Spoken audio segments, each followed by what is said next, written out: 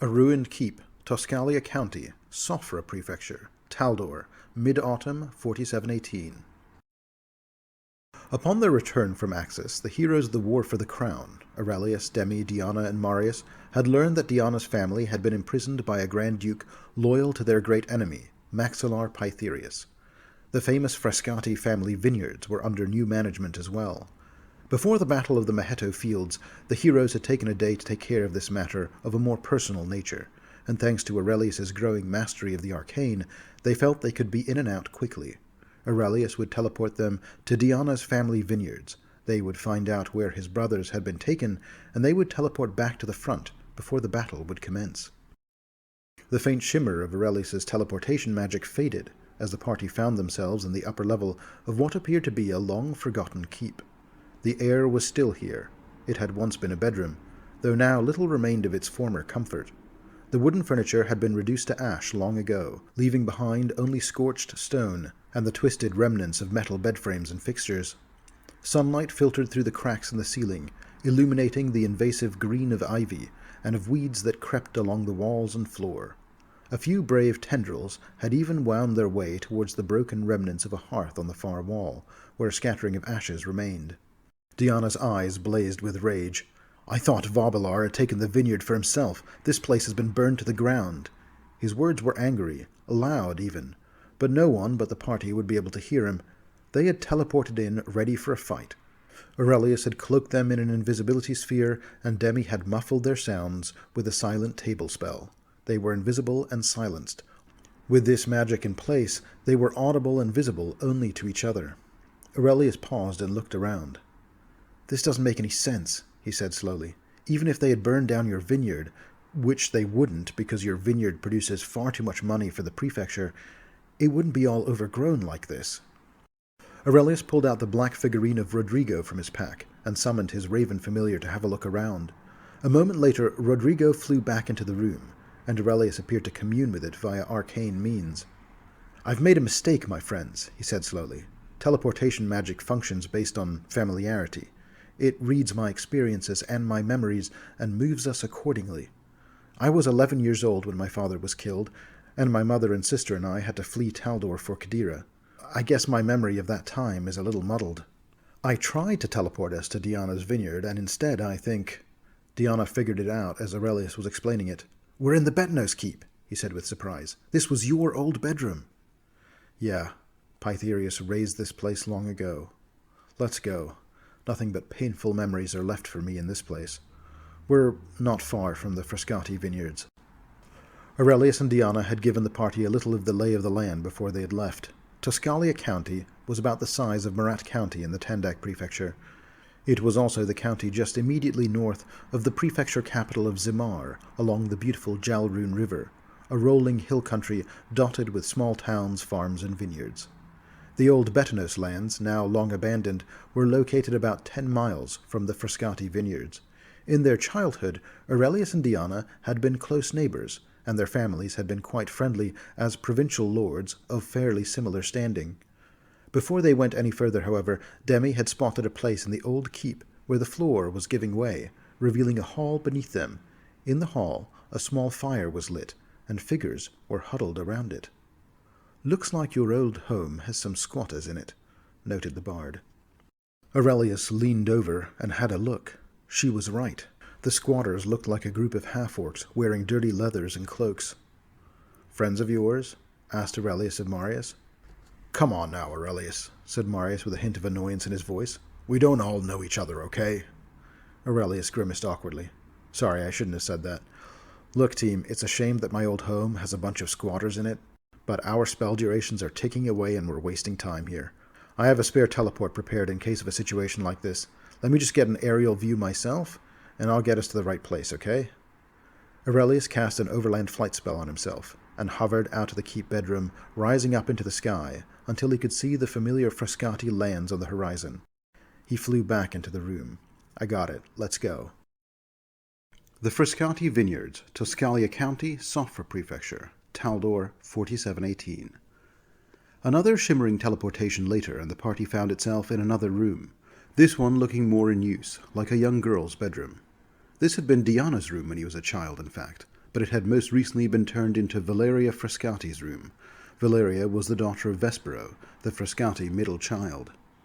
"Well, this is probably why my spell didn't quite work," said Aurelius, looking around. "Not exactly as I remember it." "Yeah, seriously," said Diyanah, slightly annoyed. "When did they give Valeria my old room?" Demi had approached the window.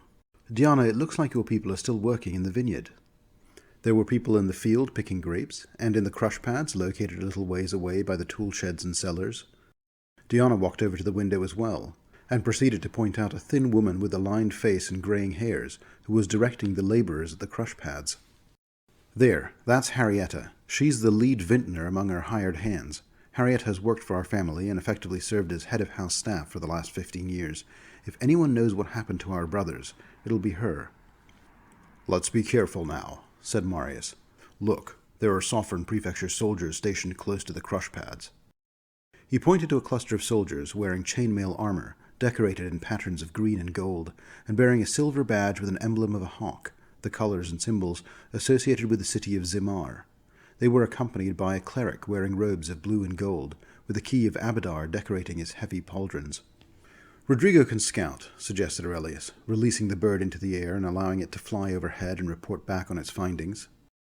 "Looks like there are 4 patrols across the vineyard grounds," said Aurelius upon the bird's return. "1 near the lake house, 2 patrolling the main road, and the 4th one is the one we saw by the central work area. Ideas?" "Let's kill them all," said Diyanah. "I don't want to sound like a psychopath, but they have my brothers, and if any of the soldiers live, they'll bring back reinforcements, and my people may suffer the consequences of it. We can start in the back of the property and work our way towards the front. We take the group by the lake house out first, then go down to the work site, and finally get the last 2 on the road. Then we can have a safer discussion with Harrietta about where my family is. You can conserve your last teleport spell, Aurelius. I can get us to the lake house from here. We're close enough that the standard will carry us the rest of the way." Diyanah summoned Raja to his side and unfurled the magical standard. "Get ready, now." Diyanah slammed the standard of conquest into the ground, and suddenly the party was by the lakeside, dropping onto the 3 soldiers and cleric. Of course they were invisible, so the soldiers had no chance to even collect their bearings, as Marius punched his dagger through the chest of one, Diyanah battered another with a barrage of flaming punches, Demi riddled the third with crossbow bolts, and the cleric was suddenly landed on by a large lion that went right for his throat. The fight was over in seconds. The guards had no chance to signal any kind of alarm. Conflict, however, as everyone knew, broke invisibility spells, so everyone was visible now except for Aurelius.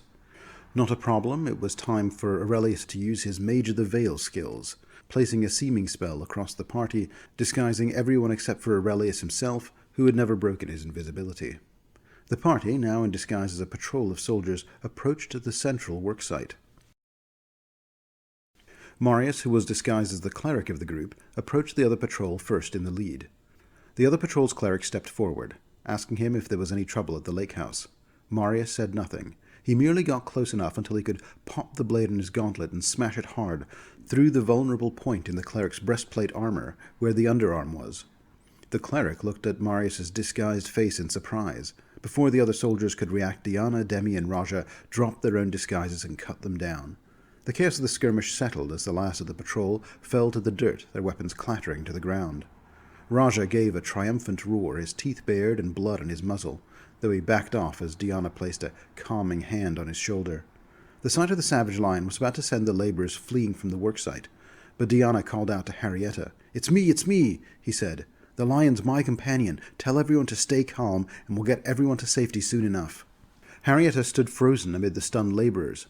At Diyanah's shouted reassurance, her expression shifted from terror to cautious relief. She took a hesitant step forward, brushing the dirt from her hands as she approached. "Diyanah?" she asked, her voice trembling but laced with hope. It really is you, isn't it? You always knew how to make an entrance." Diyanah breathed a sigh of relief. The situation appeared contained. The vineyard was quite large, and there was some distance between the worksite and the main road where the rest of the patrols had been sighted. "Yes, it's me, Harrietta. Tell me everything that happened." Harrietta let out a breath she seemed to have been holding in for weeks. "Pythaeus declared you an enemy of the state after your encounter with him in the north. We don't know the details exactly. His people are pretty evasive about what's actually going on with the campaign. Then Grand Duke Vaubelas had Lord Volto arrested for aiding and abetting your actions in the north. Vespero was detained with him, along with their wives and children. Vaubelar is the new owner here now, but he doesn't visit. He's left the vineyard in the care of his soldiers. He's been running us ragged, cutting wages, making impossible demands. They even threaten my family, Diyanah. He says if we can't increase production, he'll have them all killed. The fear was evident in her voice. Marius stepped up beside Diyanah. That's not going to happen. You're safe now, and we'll make sure your family is too. Harrietta's shoulders sagged with relief. Thank you. Diyanah nodded. We'll find a way to get everyone to safety. But first, where are Volto and Vespero now? Not here. None of the Frascati family is. Vaubelar moved them all to his townhome in Zimar. Waterhill Manor, I think it's called. Aurelius, still invisible, spoke from the shadows. Zimar? That complicates things. Harrietta flinched at the disembodied voice, but Demi quickly stepped in to calm her. It's all right. That's just Aurelius. He's tricky like that. Harrietta nodded warily, glancing at the space where the voice had come from. Zimar's under martial law. Voltan Chain Templar Paolo Jovinus is in charge there now. He's turned the place into a fortress, enforcing strict curfews. You can't get in without prefecture papers, and even then you'll be watched every step of the way. The Voltan Chain? Asked Marius, who had never heard of any such group. A radical sect, apparently, unsatisfied with the orthodoxy of Abadar's teachings. They'd hang me for saying this, but they're definitely an apostate order of Abadarans. A hyper-nationalistic order. They've always had a bit of a presence in Zimar. We're very close to the Katheeran border, after all. They've claimed that Taldor is crumbling because its citizens have grown too soft and free-willed, too obsessed with personal causes and social advancement. The sectors yearn to return to discipline and strict social hierarchy. While somewhat popular in Zimar, the cult always held little sway beyond the city gates. But that's changed now that Maxillar Pytherius has named them the Emperor's Church. The Templars of the Voltan Chain have naturally, happily embraced him as their new emperor. Aurelius's voice cut through the murmurs of the group. Papers can be forged if we need them. Harrietta, is there anything else we should know about this Waterhill Manor? I don't know much, Harrietta admitted. I haven't been there myself. It's in the inner city, though. Zimar is a city built for sieges. It is surrounded by high walls, and then the Golden District and the Scrolls District, where the city's most elite live, are surrounded by a second set of walls. Waterhill is one of the buildings in the Golden District, I think close to the Jalrun River. Diyanah clenched his fists, the thought of his family in the hands of those brutes igniting a fire in his eyes. We'll handle it, Harrietta. We've dealt with worse. The party took the time to ambush and kill the other two patrols before returning to Harrietta. Raja and Rodrigo were turned back into figurines, and then after a brief discussion, Aurelius used a shadow conjuration spell to summon a carriage, complete with a pair of phantom horses and a phantom coachman at the reins. Diyanah turned to Harrietta and said, This carriage is for you and the others. Load it up with as much of our family wine from the cellars as you can salvage. Destroy any Vaubelar vintage labels you can find. I don't want any trace of that nonsense in the vineyard. Then take your team up into the Tuscalia woods and lay low until we figure out a safer place to move you all to. Harrietta and the other workers began doing as instructed. Diyanah found a half-dozen bottles in storage that still had the old Frascati label on them and stowed them in the bag of holding before turning to the group. How do we get to Zimar? He asked. It's about 50 miles to Zimar. Dimension Door isn't going to get us that distance, and I need to save our last teleport spell to get back to Kreris. We just ride, said Demi. Phantom steeds will get us there in about an hour. Aurelius had only a single further casting of shadow conjuration with which he summoned his own steed, but Demi's bardic magic provided the other 3 steeds required. The road to Zimar, Sofra Prefecture, Taldor, 4718. The party mounted up, Demi securing her crossbow across her back, and Marius adjusting the straps on his shield. Diyanah made sure the recovered Frascati bottles in his bag of holding were safely secured, and then gave one last glance at the vineyard before nudging the phantom steed forward. The ride was swift and silent, the phantom steeds gliding over the uneven terrain like spectres.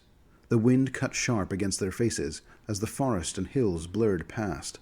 With each mile, the looming walls of Zimar grew larger on the horizon. We're going to hit the outskirts soon, Demi said, raising her voice to be heard over the rush of air. We need to find an Abadaran temple first. They're sticklers for bureaucracy, perfect for sorting out how to get city papers. As they approached the edges of the great southern capital, the landscape shifted, rolling farmland giving way to more urban and more militarized scenes. Watchtowers dotted the roadways, manned by dour-faced guards in Zimar colors. The party dismounted on the outskirts of Zimar and approached a modest temple of Abadar, its stone facade marked by the familiar golden key emblem. A pair of acolytes stood at the entrance, their robes neat and their expressions wary. As the party knew by now that their faces were known to their enemies, they each adjusted their respective magical disguises to appear as traveling merchants. Inside, the temple was actually fairly bustling. Merchants and travelers waited in orderly queues before a series of desks manned by clerks. At the head of one queue sat a stern-looking cleric, her hair pulled into a tight bun, and her quill moving with practiced precision. As they approached the desk, the clerk glanced up. "Papers for entry to Zimar? State your business." Aurelius, his voice smooth and confident, responded. "Merchants traveling from Heldren, just looking to offload our county's famous turnips." The clerk raised an eyebrow. "Have you not been doing business any time in the last month? You'll need proper identification and a writ of intent. Do you have the requisite documents?" Diyanah stepped forward and placed a coin purse on the desk. "We've been trading in the smaller villages since the Troubles began, but we recently came into an unexpected windfall, and we were hoping to expedite the process here." The clerk eyed the purse, but didn't reach for it. "Expedition does come at a cost, but there are protocols. If you're lacking the documents, you'll need to apply. Processing takes 3 days." Demi smiled sweetly. 3 days? Surely a temple as efficient as this could make exceptions for travelers on urgent business?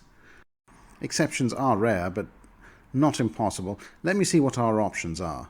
As she began sorting through the papers, Aurelius spotted some partially completed forms by the woman's desk. He leaned over to Demi. "Think you can—" She was quicker with her hands than he was with his words. The poised bard's sleight of hand skills were exceptional, and the papers were in her pocket before the clerk looked back at her. "Actually," said Demi, "we can get our papers in order ourselves. We'll be back tomorrow and have everything ready for you." Oh, of course," said the cleric, putting down her papers. "Well, I'll see you then." The company made a swift exit, and outside Demi pulled out the papers, and Aurelius lent her the inkpot and quill he used for his own spellbook notations, so she could try her hand at some forgery and complete the papers. When she was done, she shared the papers with each of them. False names, false residence addresses, all correctly time-stamped and marked for approval. They looked like very good forgeries. "Let's go to Zimar," she said. Zimar, Sofra capital city, Taldor, 4718. The city of Zimar rose before the party as they approached the line of merchants seeking admittance into the city through its immense outer gates. Its red clay roofs and columned white marble halls spoke of Taldor's grand architecture, while tall minarets, domes, and vibrant markets spoke to its tumultuous history under Katheeran occupation during the long years of the Grand Campaign. The clash of styles created a skyline both beautiful and defiant, a city balanced between two cultures and ever living under the shadow of possible war. The western bank of the Jalrun River glittered under the mid-autumn sun, a natural barrier that, like the city itself, was steeped in military purpose. Zimar's high walls bristled with ballista and catapults, and patrols of Taldan phalanx soldiers could be seen pacing along the battlements. There was a reason they called Zimar the Aegis of Taldor. The city radiated readiness, every stone laid as a shield against possible renewed aggression from the south. Yet today the city was on edge because of the internal civil struggle, not because of any threat from beyond.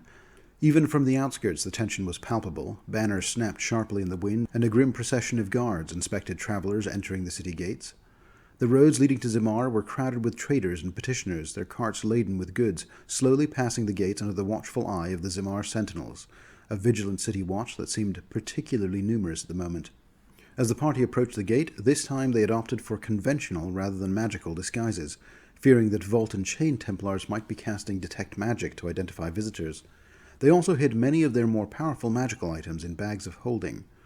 The Zimar sentinels stationed at the gate stood in polished chainmail armor, their finely made longswords sheathed at their hips. One of the guards stepped forward, hand outstretched for their papers. Demi handed over the forged papers. "Merchants from Heldren," she said. "We deal in turnips and other root vegetables, but we're here today just to negotiate contracts for our shipping needs." The guard squinted at the documents, then at the party. "Merchants?" he said skeptically. Demi gritted her teeth. There was something wrong with the forged papers.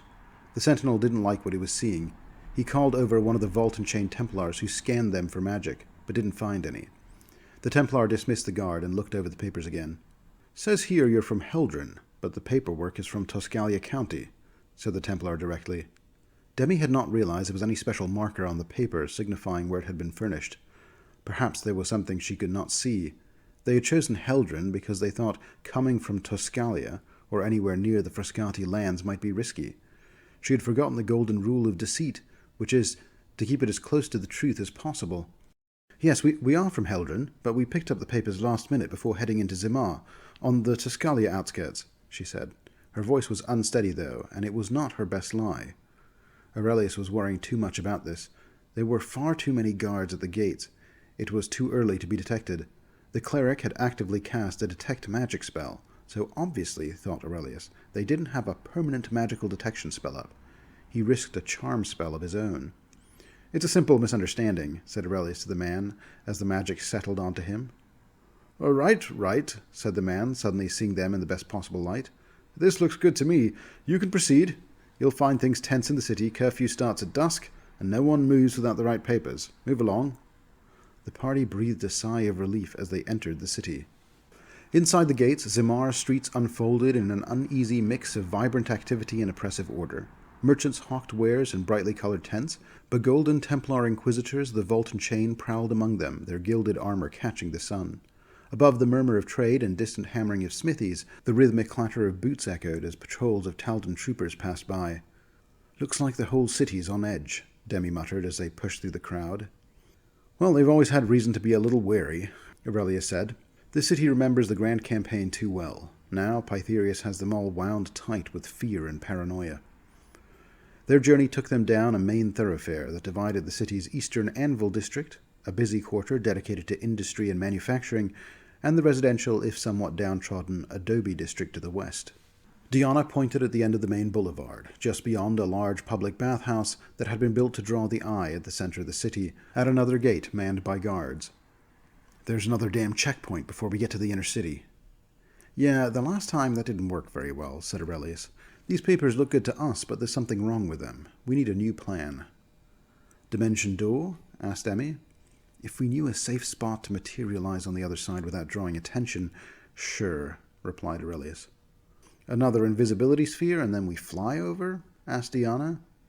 I'm actually all spent on invisibility spheres today, said Aurelius. I have some single-target invisibilities and a greater invisibility, but what a waste. I don't have an unlimited supply of spells, and we're burning through my supply on logistics here. Marius thought about it. What if you use that face-in-the-crowd thing you can do to appear innocuous and unnoticeable, and walk in with some other party that's being admitted? I mean, that'll probably work, said Aurelius, but that would only get me in. You guys would be stuck outside. You have the Scion's dagger, noted Demi. Yeah, right, of course. Also, that way, if I have any trouble at the checkpoint, it's only me that has to figure out a way to get away.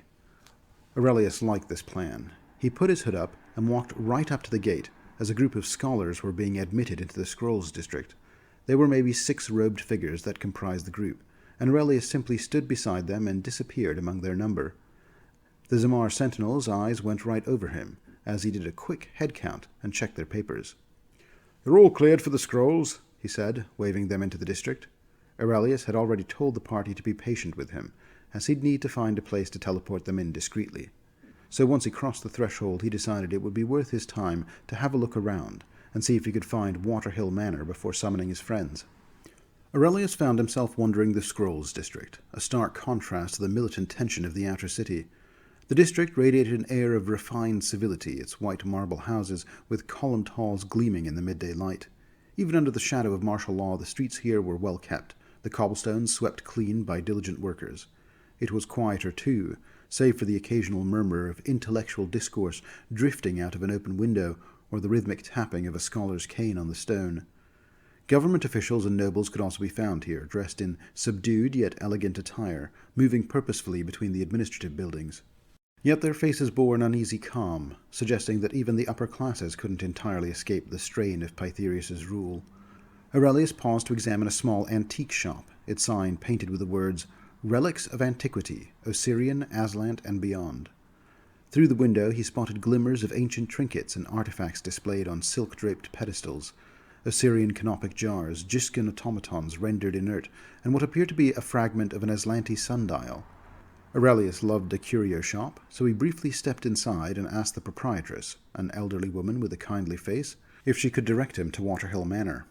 She informed him that Waterhill Manor was the Grand Duke's townhome in Zimar, and so he couldn't miss it. It was located at the end of the Golden District, the final home before the grounds of the House of Gold, the city's magnificent Temple of Abadar, and the southern stretch of the inner city walls. Further along, Aurelius passed a group of students gathered on the steps of a school, their earnest debates punctuated by gestures toward scrolls and books they were carrying. The institution's etched bronze sign identified it as the Ruminant Lyceum, a center of higher learning. Aurelius allowed himself a brief smile before continuing, nostalgic for his own time spent in such halls. As Aurelius moved from the Scrolls District into the Golden District, the refinement of the institutions of education and lore gave way to unapologetic opulence. The shift was immediate. The cobblestones beneath him shimmered faintly in the warm light of gilded street lamps, their gold filigree catching the sun.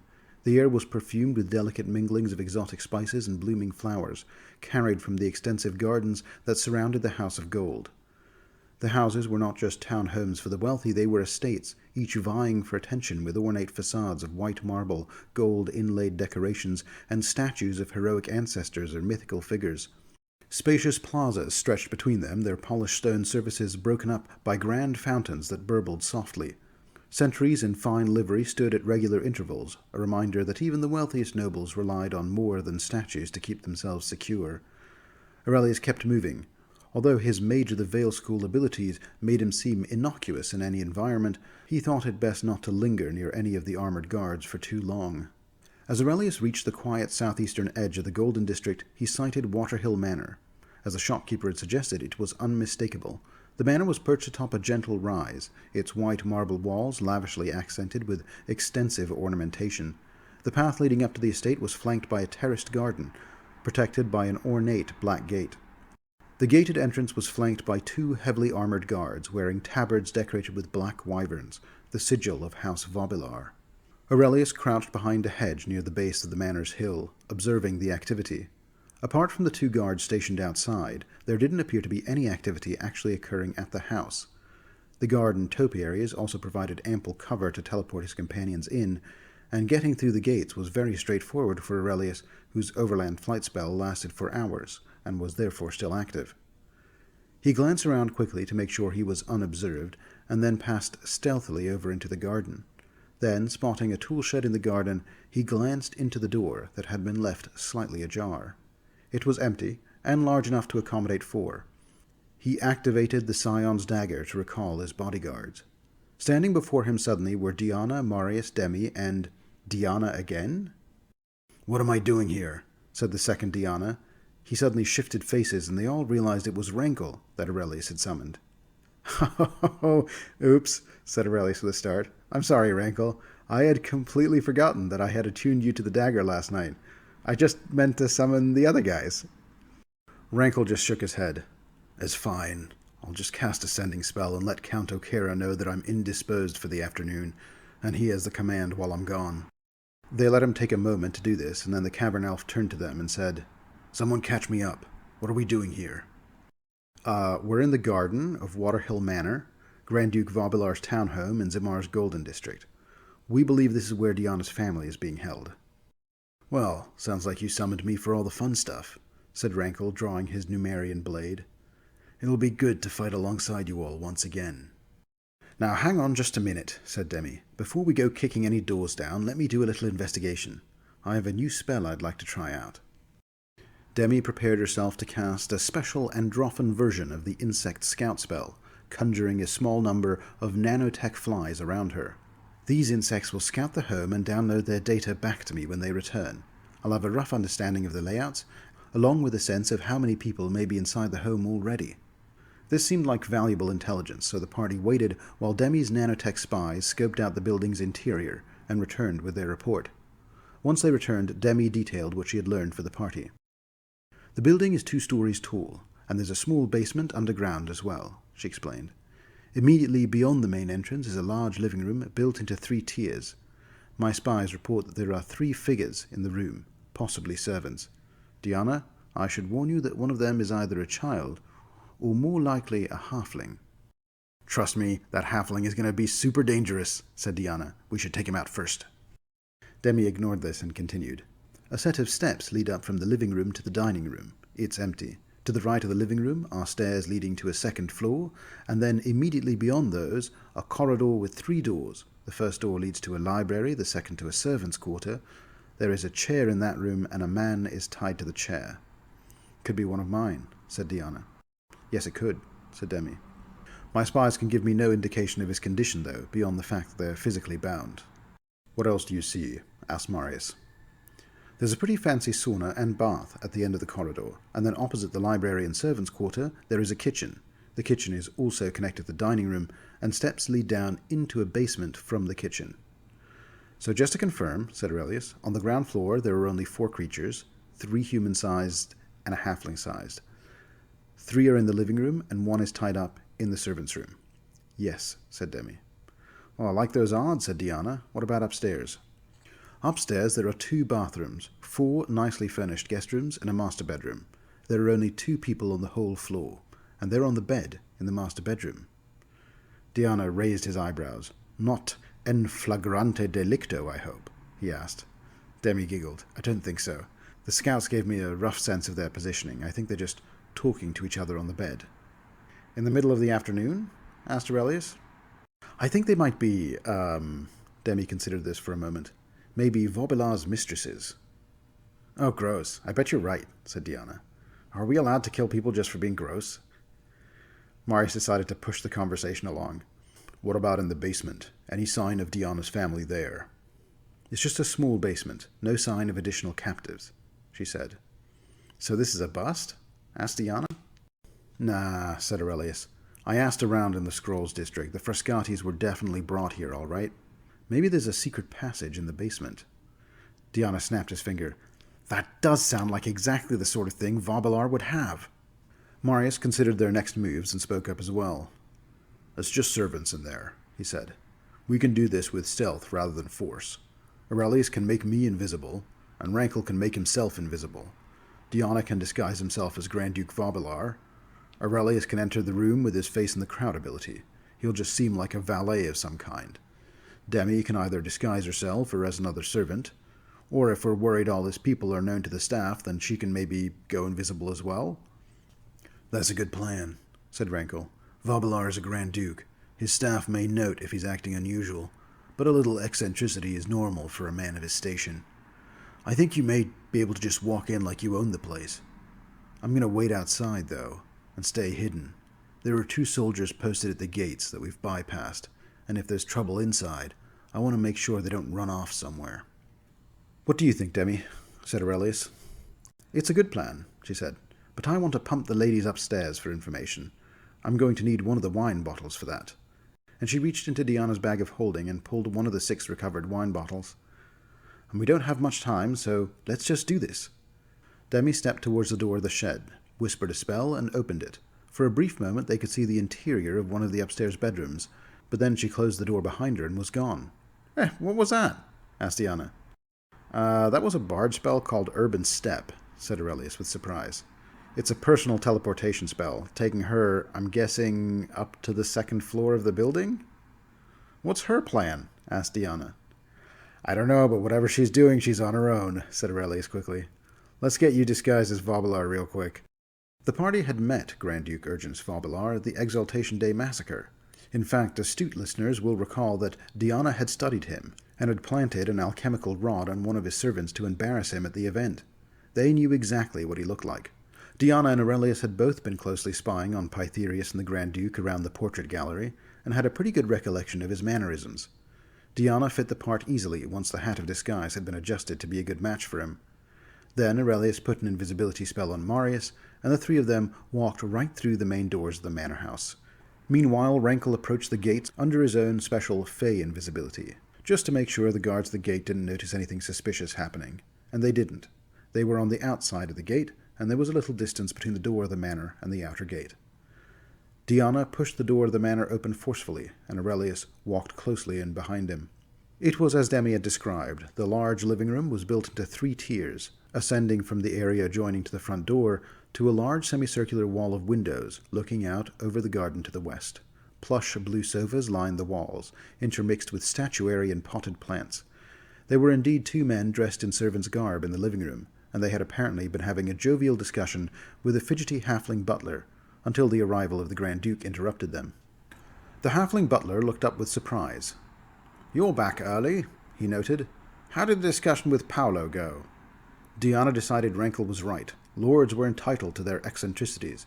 He completely ignored the halfling's question, not wishing to give the servant more time to look at his face or analyze his speech. Instead, he merely grumbled to himself, made an expression like he was angry about something, and stormed down the hall towards the kitchen. This worked, apparently, as the halfling resumed his discussion with the two human servants. Aurelius could just overhear him say to them, "Well, the Grand Duke's in a mood," as they passed beyond the hall and into the kitchen.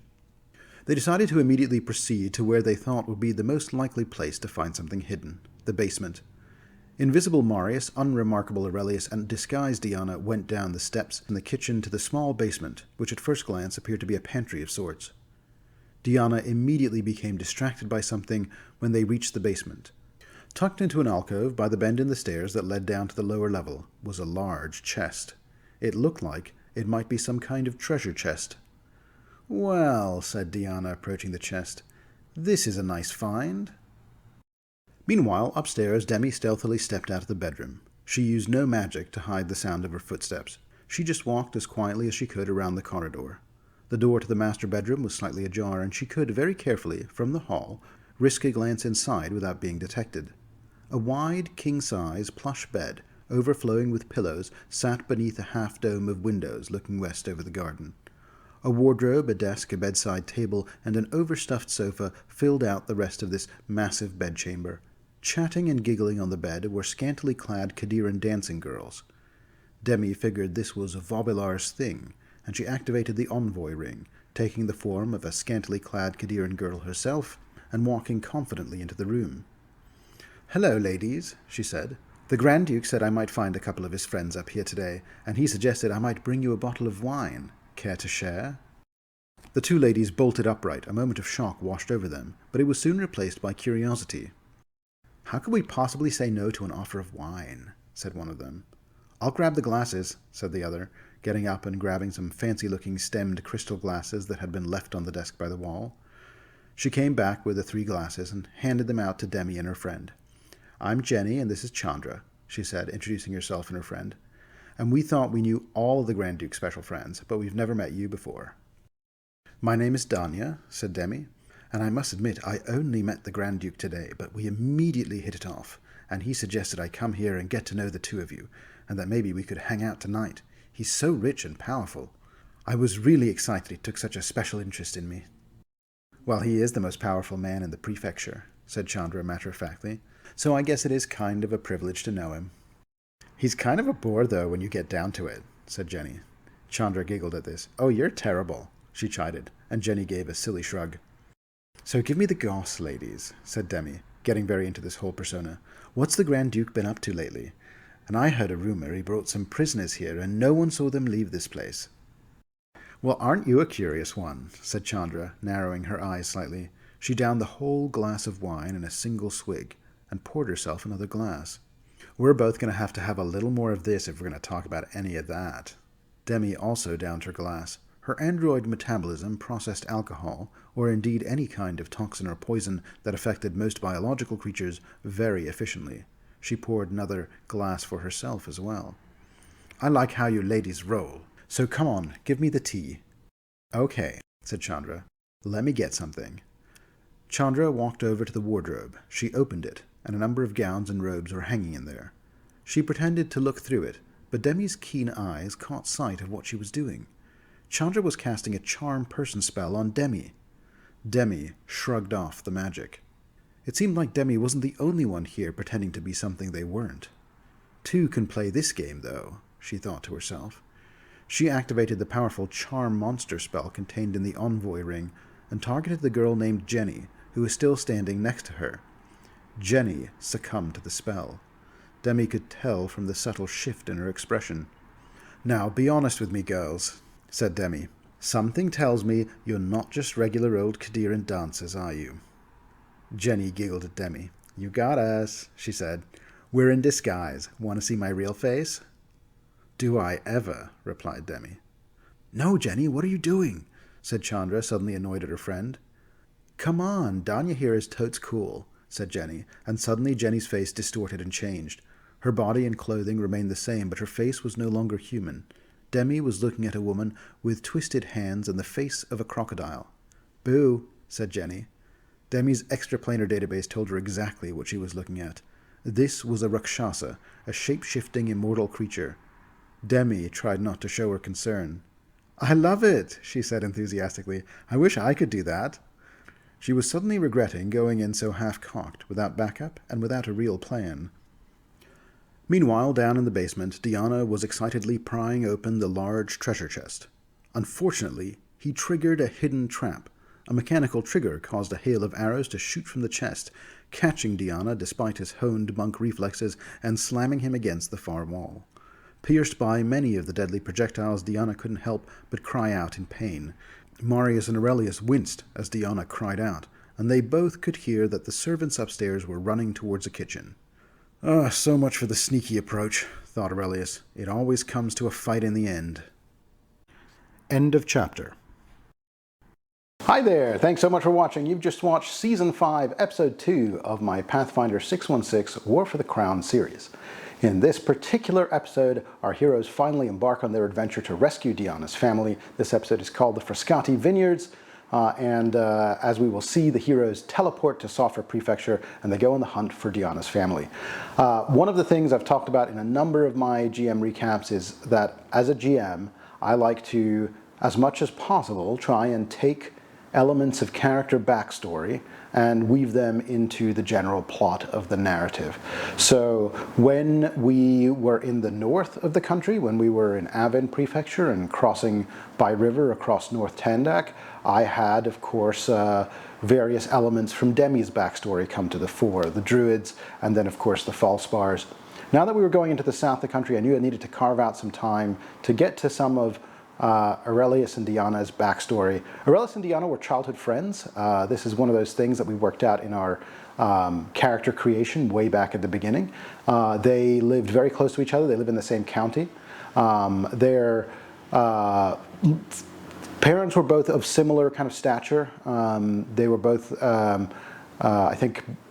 I want to say they were both barons. I think Rodrigo might actually have been an earl, but they were of similar standing, and they were good childhood friends until, of course, firstly, Aurelius, his father, was killed by Pytherius, and Aurelius had to flee the country and go to Katheer. And then a year or so after that, Diyanah was sent to the monastery by his father because of his temper tantrums. But up until about age 11 or so, they were close childhood friends. And so since we were going back there, I wanted to do something with both of those characters. And one of the things that I decided was it would be fun if when Aurelius teleported them, that he would accidentally teleport them to his old abandoned Betnos Keep. And I had some stuff planned at the old abandoned Betnos Keep, but as it turned out, my players, they were on a mission. They were going to rescue Diyanah's family, and so they appeared in Diyanah's Keep, and they immediately left it. And all that prep work that I'd done for Diyanah's Keep, for Aurelius's Keep, I was like, oh, maybe I won't get to use this. But as it turns out, my players, I think, have a good sense of when I'm seeding something that might be interesting or important. And we will come back to the Betnos Keep just at a later time. Instead, they plunged right into the Frascati Vineyards. They meet Harrietta, who is kind of the head of house staff at the Frascati Vineyards, and she kind of explains what's going on in Zimar. They find out that the Frascatis were last seen being taken to a place called Waterhill Manor, all of which is stuff that's in the core adventure module, and so our heroes go off to Waterhill Manor. Once again, in the course of this adventure and a couple of other moments sort of through here, we had a little bit of spotty availability of the player that played Rankle. So the first little segment here, Rankle is not present, and we have good in-story justification for why Rankle is not present, because of course he is posing as the general and is going to be organizing the troops. And then when Rankle became present, which is when we got to Waterhill Manor, also as shown in this episode, we now had this great MacGuffin for why Rankle would suddenly appear, which is that Aurelius had attuned him to the Scion's dagger, which allows him to call the player characters to him from wherever they are. And I just like this idea that Aurelius accidentally brought Rankle with him, and so Rankle is now in for the rest of this with them until they can eventually return to the front. So that was really fun. And then finally, just touching on Waterhill Manor itself, this is kind of an interesting encounter because there are obviously Rakshasas, which are powerful enemies that are within this home, but they are disguised as civilians. And so, of course, thinking that they are just merely civilians, the party separates, goes and explores different parts of the mansion all at once, and in so doing, they will invariably trigger all of the combat all at once, all over the manor, which makes this a much more fun and much more dynamic encounter. For pacing reasons, I opted to split that encounter, so this episode ends just as the encounter is about to really begin, and we will pick up at Waterhill Manor in the next episode. Hope this GM recap was fun for all of you. Looking forward to seeing you at the next one. See you next week.